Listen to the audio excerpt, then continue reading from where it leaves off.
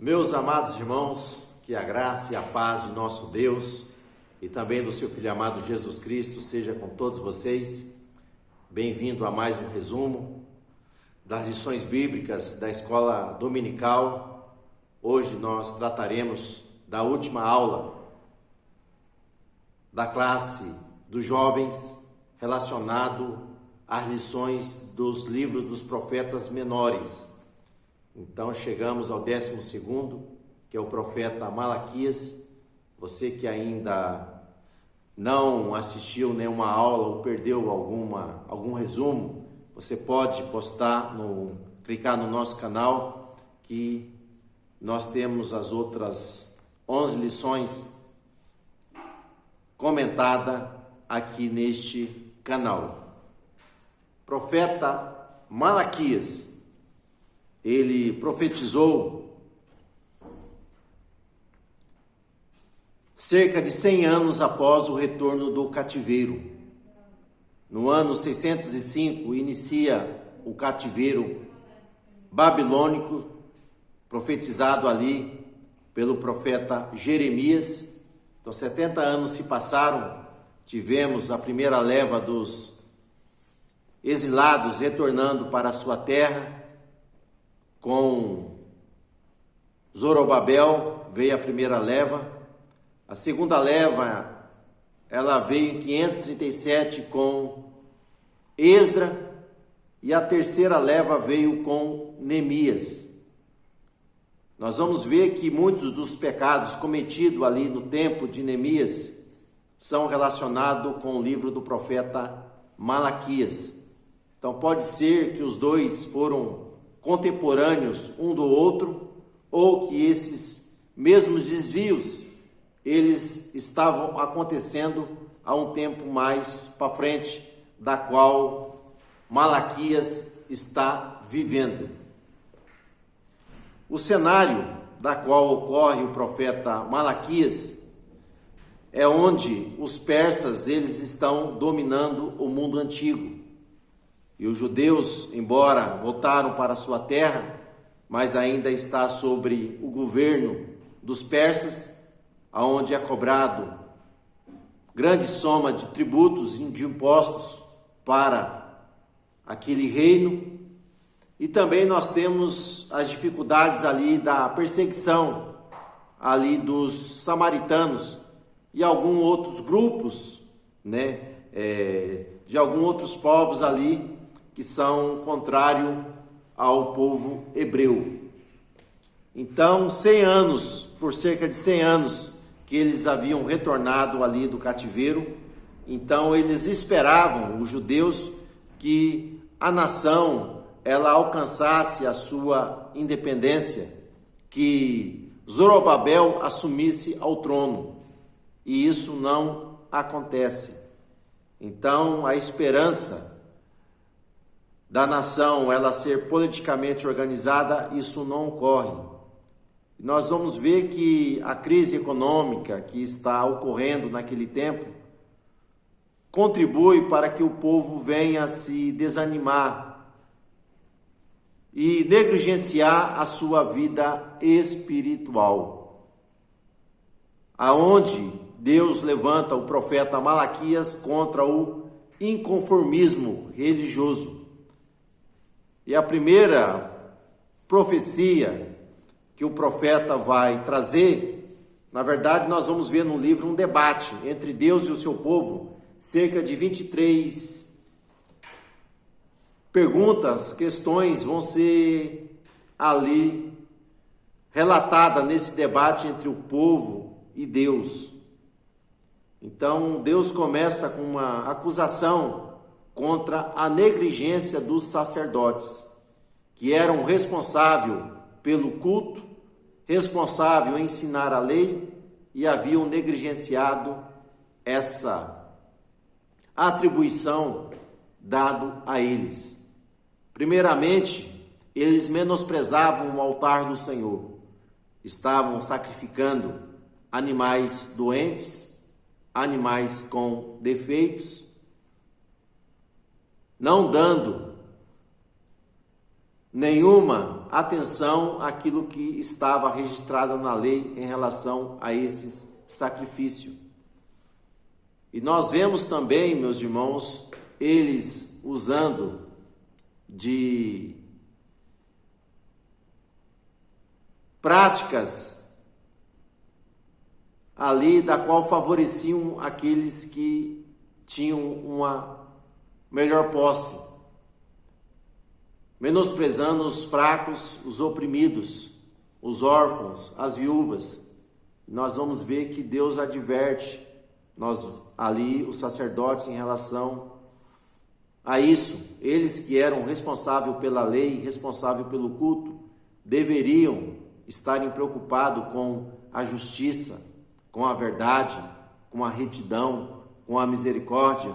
E nós vemos que eles não estão preocupados com isso. E o povo, por outro lado, também vai mostrar o que? Um indiferencismo com o culto e uma ingratidão a Deus. O povo deixa de ofertar, o povo deixa de contribuir, e quando faz, leva o que? O animal imundo, o animal defeituoso, menosprezando ali o altar do Senhor.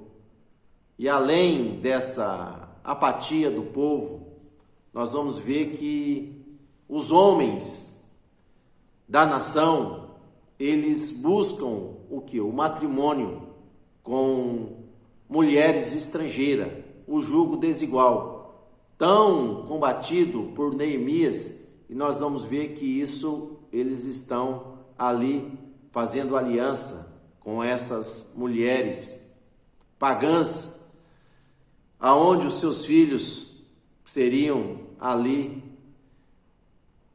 pessoas que seriam influenciadas por práticas ali abomináveis pelo Senhor. Algo que Deus já proibia, isso aí na lei, no Antigo Testamento, a união ali dos hebreus com outras nações, a não ser que eles se convertessem ao Deus vivo, ao Deus verdadeiro, deixassem as suas práticas e viessem andar no caminho do Senhor. E além desses casamentos com mulheres estrangeiras, nós vamos ver que os homens mais velhos estavam ali repudiando as suas esposas, buscando o divórcio para casarem com mulheres mais novas, menosprezando que a mulher da sua mocidade, a aliança que fizeram ali de fidelidade, o que? Ali do matrimônio, do casamento, aonde Deus cobra o que? Esse compromisso com a aliança ali firmada diante de Deus e diante dos homens, de ser fiel à companheira ali, repudiando tudo isso. Então essa é a situação do povo, e o profeta é levantado para exortar o povo, para que o povo retorne para o caminho do Senhor. Então nós vamos ver que mesmo diante da situação difícil que eles estão vivendo, nós vamos ver que o ímpio, ele acaba prosperando em algum momento, eles acabam ali prevalecendo em determinadas circunstâncias. E eles não queriam que isso acontecesse, logo eles vão dizer que é inútil servir a Deus. Porque o ímpio está prosperando, o ímpio tem saúde, o ímpio é forte. Nós vamos ver que esse mesmo drama, o salmista, ele vai enfrentar quando ele expressa no seu salmo, quando ele vê essa realidade. Mas ele entrando na casa do Senhor e compreendendo que a sua palavra, ele libertou o seu coração dessa preocupação, porque ele vê que lá no final há uma recompensa entre aqueles que servem a Deus e aqueles que não servem. Então, enquanto o povo estava demonstrando a sua indiferença, a sua ingratidão, achando que era inútil, Deus vai tomar a boca do profeta, e o profeta vai anunciar dizendo que para aqueles que são fiéis a Deus, para aqueles que temem a Deus, há um memorial escrito diante dele. E para esses que servem ao Senhor, eles serão um tesouro particular. Olha que coisa preciosa.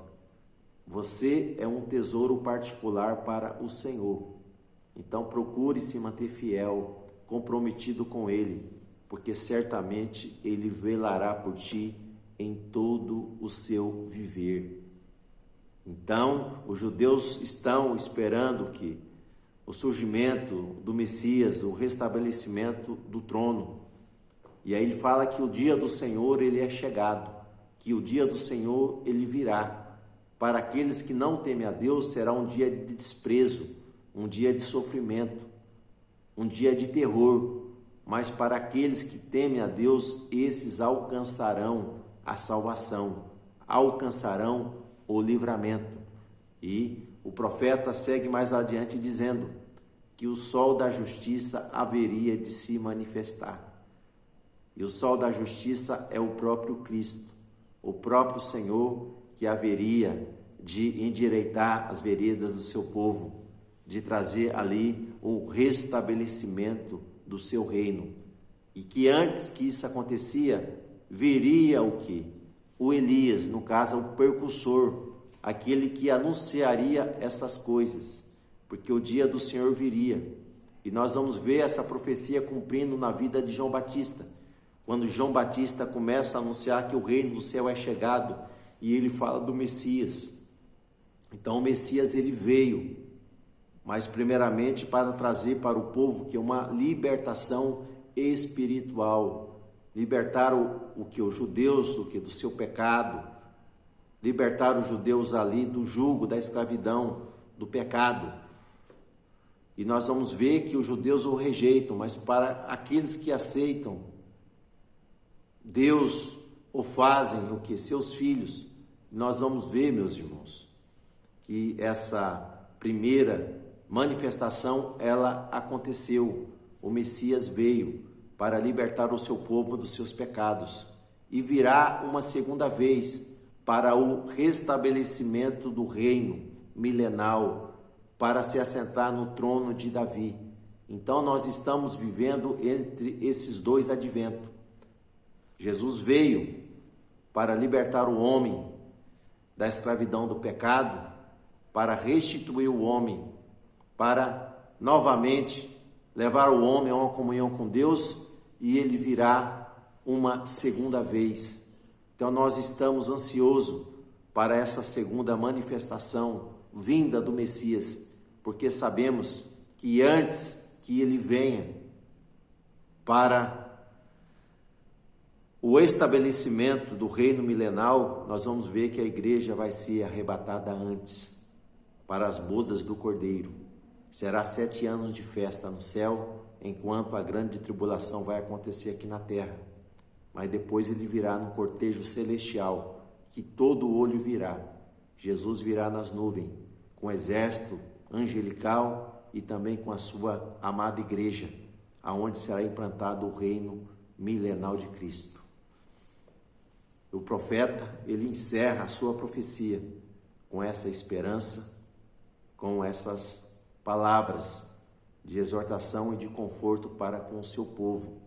Se eles haviam até ali chegado, serem preservados com vida, porque eles eram um remanescente que Deus escolheu. Então, que Deus continue nos abençoando, nos dando graça, abençoando a sua casa, o seu lar, e até um próximo comentário de um texto da palavra de Deus, ou de um livro, ou sobre um determinado assunto. Então, que Deus continue conosco. Fique na paz.